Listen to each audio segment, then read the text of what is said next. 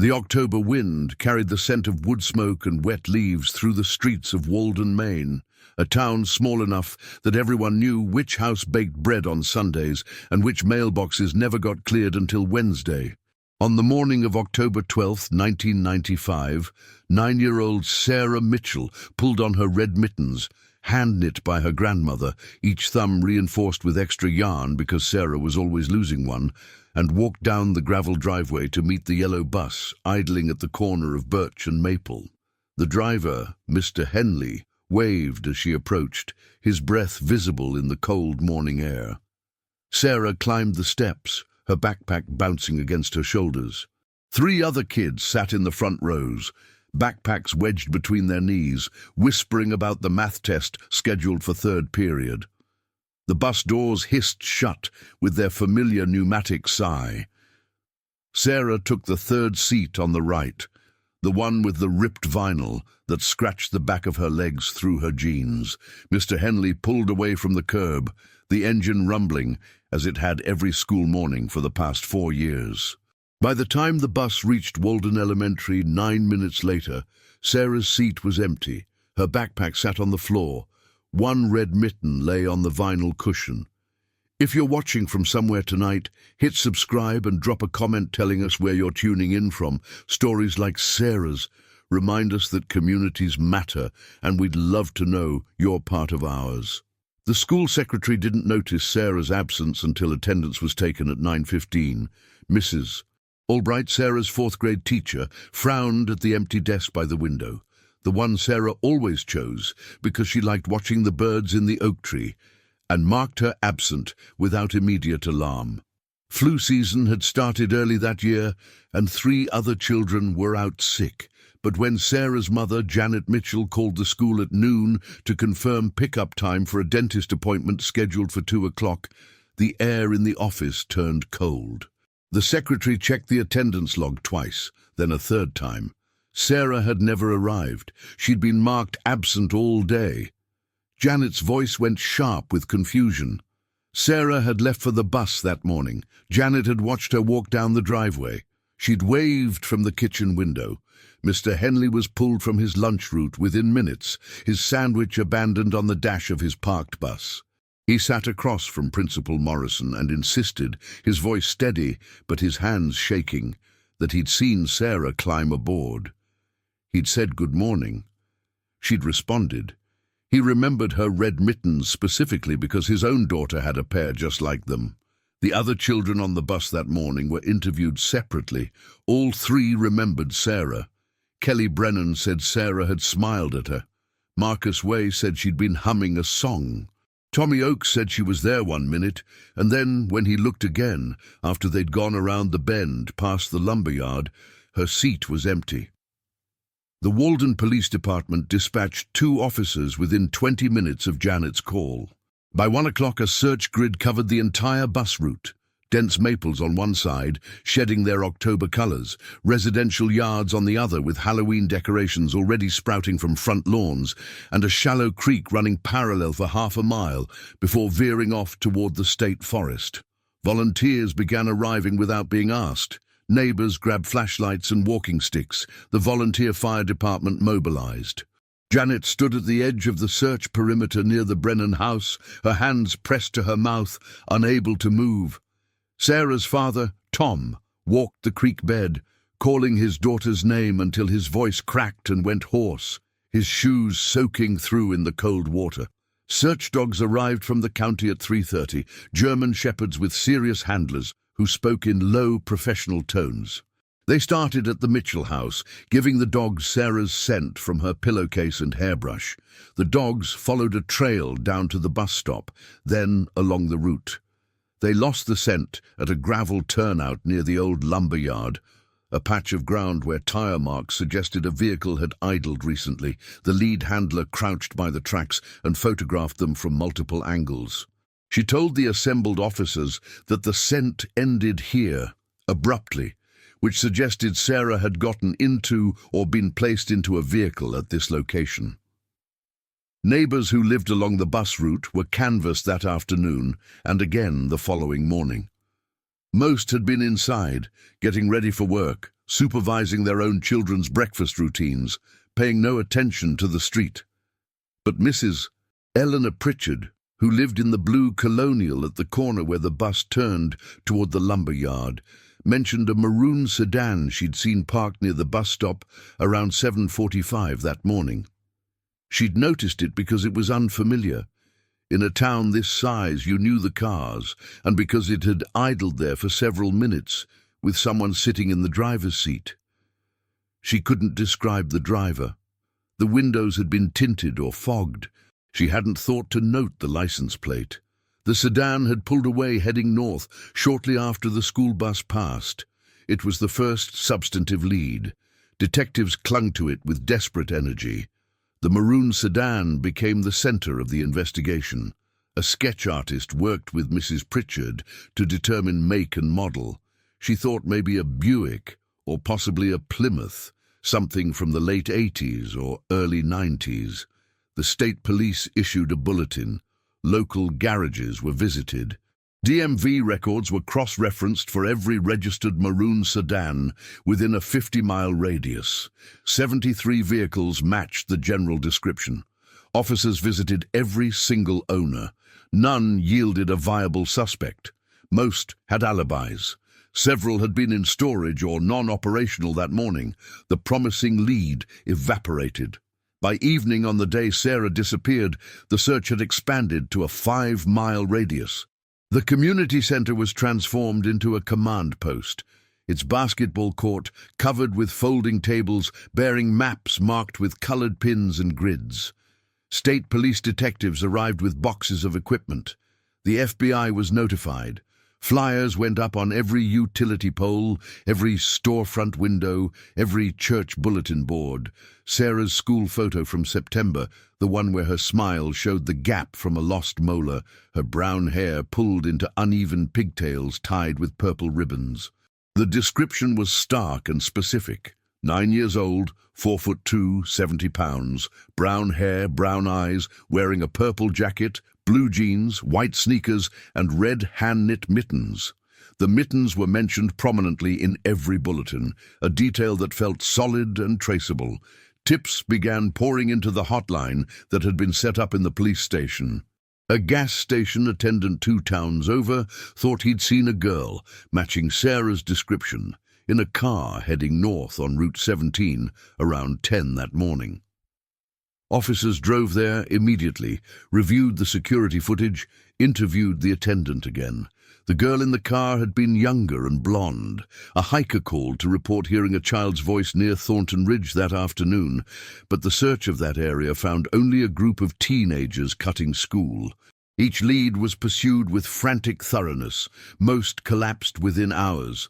Some took days to disprove. All of them left the investigators more exhausted and the family more shattered. The Mitchells' home filled with people who didn't know what to say or do, but couldn't stay away. Casseroles appeared on the kitchen counter faster than anyone could eat them. Neighbors took shifts by the phone in case a ransom call came, though the FBI had explained gently that stranger abductions rarely involved ransom demands. Tom's brother drove up from Boston the next day and stayed for 2 weeks, sleeping on the couch, organizing search parties that combed the woods and fields in expanding circles. The parties grew smaller as October turned to November and the weather grew colder. Janet stopped sleeping. She would lie in bed for hours, staring at the ceiling, then get up at 3 in the morning to make coffee and sit at the kitchen table reviewing maps. The FBI joined the investigation officially on day 9, bringing protocols honed over decades of child abduction cases. Special Agent Carla Delgado, a woman with gentle eyes and a direct manner, interviewed Tom and Janet separately and together. She asked questions that felt invasive about their marriage, their finances, their relationships with extended family. She explained that they had to eliminate the possibility of family involvement. Tom and Janet submitted to polygraph examinations without hesitation. They passed. Their backgrounds were scrutinized with forensic thoroughness. Nothing suspicious emerged. Agent Delgado sat with them in their living room on a gray afternoon, 13 days after Sarah vanished and explained the statistics in a voice that managed to be both compassionate and unflinching. Most abducted children taken by strangers are either recovered within 72 hours or they're not recovered at all. After 2 weeks, the probability curves turn grim. Janet told her to get out. Tom just stared at his hands. They refused to accept it. They printed more flyers, thousands of them, and drove to surrounding states to distribute them. They contacted television stations and got Sarah's case featured on local news broadcasts. Tom took out a second mortgage on the house to fund a private investigator, a former detective named Rawlings, who came highly recommended. Rawlings worked the case for 8 months and found nothing the police hadn't already discovered. The maroon sedan remained a ghost. Sarah's face appeared on milk cartons and grocery store bulletin boards. Age-progressed sketches were commissioned when she would have turned 10, then 11, then 12. The images showed a girl with longer hair, a narrower face, higher cheekbones, an artist's educated guess at how growth might reshape a child's features. The Mitchells plastered them everywhere. They sent copies to police departments across the country. Janet kept Sarah's lunch packed in the refrigerator for 3 days after the disappearance, before Tom quietly threw it away while she was at a search meeting. The red mitten that had been left on the bus seat was kept in an evidence bag at the police station, along with Sarah's backpack. A second red mitten was found by a mail carrier near the Mitchell mailbox a week after Sarah disappeared, lying in the grass as though it had fallen or been dropped. No one could explain how it had gotten there when Sarah had been wearing both mittens when she boarded the bus. It was bagged as evidence, photographed, analyzed for foreign DNA. The analysis found nothing useful. Thanksgiving arrived without resolution. The Mitchells set a place for Sarah at the table, Janet insisting they had to, that Sarah needed to know her spot was waiting. But when the extended family arrived and sat down, and the empty chair stared back at everyone, Janet couldn't stop crying. Tom removed the plate and the silverware and the placemat, and they ate in heavy silence. By Christmas, the active search had necessarily shifted to a cold case review. The daily searches stopped. The volunteer groups disbanded. Tips still came in sporadically. A girl resembling Sarah spotted in a shopping mall in Portsmouth, another at a campground in Vermont, a third at a rest stop in Pennsylvania. Each one was investigated. Each one evaporated under scrutiny. The age-progressed sketches were updated again when Sarah would have turned 13. Janet hung them next to the original photo in the living room.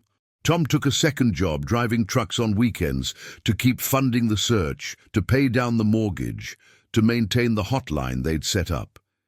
Jason, Sarah's younger brother, who'd been 7 when she disappeared, stopped bringing friends home because the house felt like a museum, every surface covered with photos and flyers. The turn toward acceptance came slowly, and then all at once. In 1998, 3 years after Sarah vanished, a grief counselor named Dr.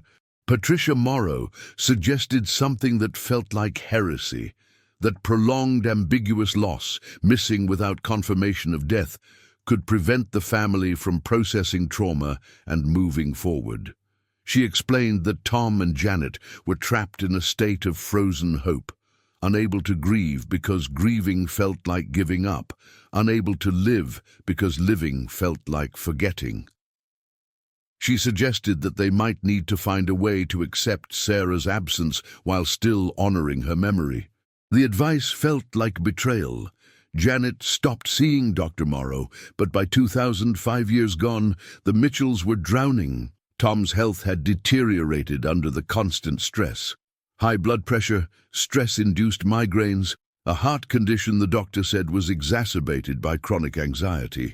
Janet had become a shadow, unable to work, unable to focus on anything except the phone that never rang with the news she needed.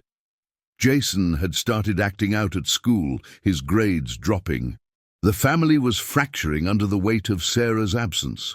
They made the decision together, sitting at the kitchen table on a night in March when the power had gone out during a storm and candles threw shadows across the walls. They would box Sarah's room. Not erase it, never erase it, but stop treating it like a shrine she might walk back into at any moment. They would take down some of the flyers in the house. They would try to be present for Jason, who deserved parents who could see him. They established a scholarship in Sarah's name at Walden Elementary, funded by donations from the community and their own contributions. They attended a support group for families of missing children. They learned to say Sarah's name in past tense, though it cut every time. By 2005, they had moved to a smaller house on the other side of town.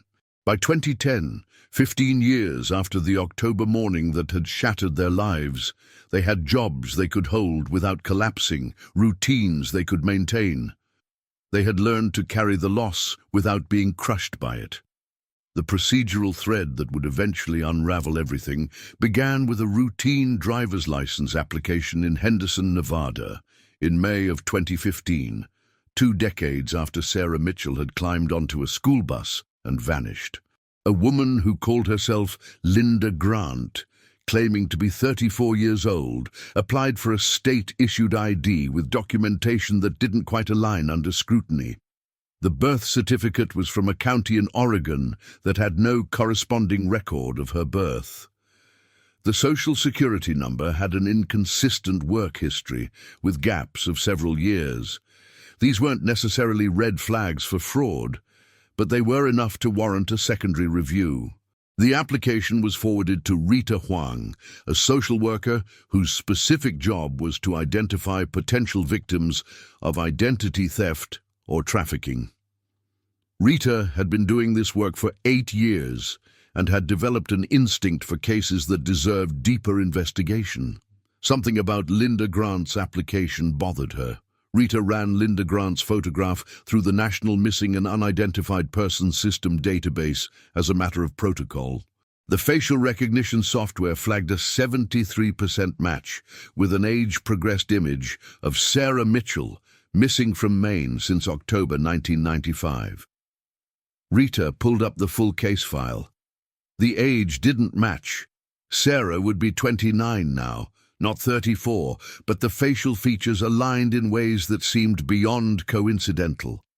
Rita contacted the National Center for Missing and Exploited Children immediately. They contacted the FBI. Within 48 hours, Special Agent Delgado, who had never closed Sarah Mitchell's file in her own mind, was on a plane to Nevada. The approach had to be handled with extreme delicacy. If Linda Grant was Sarah Mitchell, she'd been missing for 20 years and presumably living under a false identity for reasons they didn't yet understand. A DNA sample was requested through official channels, explained to Linda as a routine verification process related to the inconsistencies in her documentation. Linda consented without resistance. Confused but cooperative, she asked what this was about. The social worker explained gently that they were trying to verify her identity, that there had been some questions about her paperwork. Linda said she'd been told her parents died when she was young, that she'd been raised by relatives, that she didn't have much documentation from her childhood. The DNA sample was sent to the FBI lab with a priority flag. The results came back in 11 days. Linda Grant's DNA was a familial match to biological samples on file from Thomas and Janet Mitchell. Linda Grant was Sarah Mitchell, the girl who had disappeared between bus stops in a small Maine town 20 years earlier, was alive, working at a grocery store in Nevada, and had no idea who she really was. The detective assigned to make the notification call to Tom and Janet Mitchell rehearsed her words 3 times before dialing. It was a Tuesday evening in late May 2015, 20 years almost to the day since Sarah had vanished. Tom answered on the second ring. When Agent Delgado said, "Mr. Mitchell, we've found your daughter," his knees gave out. He collapsed into a chair, unable to speak. Janet took the phone from his shaking hand, listened in silence, then asked the only question that mattered. Is she safe? The answer was complicated. Sarah, Linda, was physically unharmed, living in a modest apartment, working part-time at a grocery store. But she remembered nothing of being Sarah Mitchell. Her earliest memory was waking up in a house in rural Oregon when she was 14, being told her name was Linda Grant, that she'd been in an accident, that her parents were dead. The people who raised her, a couple in their 50s who ran a remote horse ranch, had homeschooled her, kept her isolated, moved frequently. They had died in a car accident in 2012. Linda had been on her own since, piecing together an identity from the fragments they'd left her. She didn't know she'd been taken. She didn't know she was someone's daughter. The reunion was orchestrated with surgical care. Victim advocates flew Janet and Tom to Nevada. A psychologist specializing in trauma and dissociative disorders briefed them. Confronting Linda with her old identity too quickly could re-traumatize her, shatter the fragile framework she'd built. The meeting took place in a neutral office with soft lighting and comfortable chairs. Linda, small-framed, with brown hair cut short, wearing a cardigan, looked at the two strangers across from her with polite wariness. Tom tried to speak and couldn't. Janet reached into her bag and pulled out the red mitten, the one that had been kept in an evidence box for 2 decades, its yarn faded but intact. She set it on the table between them. Linda stared at it for a long time. Then, without understanding why, she began to hum a melody, an old lullaby about a mockingbird and a diamond ring. Janet's breath caught. That song had never been on any police report. It was a family memory, private and small. Linda stopped humming, her eyes wide. "I don't know why I know that," she whispered. The unraveling took months. Forensic psychologists worked with Linda to access buried memories without suggestion or coercion. Fragments surfaced. The bus, the smell of diesel, a hand pulling her into a car, confusion turning to fear. The people who had taken her were identified through property records as Dale and Susan Winters, a couple with no criminal history but a strange, isolated life. Dale had died in 2012, Susan in 2013. Their ranch in Oregon, searched by federal agents, yielded journals that detailed their years with Linda, how they'd convinced her of a fabricated past, how they'd monitored her interactions, how they'd moved whenever neighbors asked questions. But the journals offered no motive, no explanation for why they had chosen Sarah Mitchell that October morning in 1995. The maroon sedan had belonged to Dale. He'd sold it for scrap in 1997. The case file grew thicker, but the why remained opaque. Sarah's legal identity was restored through a process that involved DNA verification, fingerprint analysis, and testimony from family members who confirmed identifying marks. A birthmark on her left shoulder blade, a scar on her knee from a bike accident when she was 6. She began therapy 3 times a week, navigating the dissonance of 2 lives. Tom and Janet rented an apartment near hers in Nevada, unwilling to pressure her to return to Maine, but unable to stay away. Jason flew out to meet the sister he barely remembered. The reconnection was tentative, careful. Sarah remembered sensory details, the taste of her mother's chicken soup, the way her father used to whistle off-key, but couldn't attach them to coherent narrative. Some memories never returned. Others surfaced in dreams, fragmentary and unreliable. The psychologist explained that years of controlled identity had reshaped her neural pathways. Recovery wasn't about becoming Sarah Mitchell again. It was about integrating Linda Grant and Sarah Mitchell into a whole person who could move forward. The legal aftermath moved slowly. Because Dale and Susan Winters were deceased, criminal prosecution was impossible. Federal investigators built a case for posthumous attribution, documenting the abduction, the years of captivity, the deliberate erasure of Sarah's identity, but the file would never see a courtroom. What mattered more to the Mitchells was the systemic response. The case revealed gaps in missing persons databases, failures in cross-jurisdictional information sharing, and the ease with which someone could fabricate an identity for a child in the pre-digital 90s. Sarah's case became a catalyst for policy reform. New protocols for long-term missing persons cases, mandatory DNA uploads for unidentified individuals seeking government documents, and funding for cold case DNA reviews. Agent Delgado testified before a Senate subcommittee about the need for sustained resources, even after families stopped searching. The Mitchells attended, sitting in the gallery, holding hands. By 2017, Sarah had enrolled in community college, studying library science, a field that felt right to her, though she couldn't articulate why. She began speaking at conferences on missing persons recovery and survivor-led reintegration, her voice steady, her message clear. Families deserve answers, but survivors deserve agency. She advocated for funding that prioritized cold case investigations, for trauma-informed reunification practices, and for legal recognition of the years stolen. She kept the red mitten in a shadow box on her bookshelf, alongside a photo of her grandmother she couldn't remember, but felt connected to through the lullaby they shared. Her relationship with her parents deepened incrementally, built on shared meals and small rituals rather than forced reclamation of the past. Jason became her closest confidant. The Mitchells stopped apologizing for giving up the search.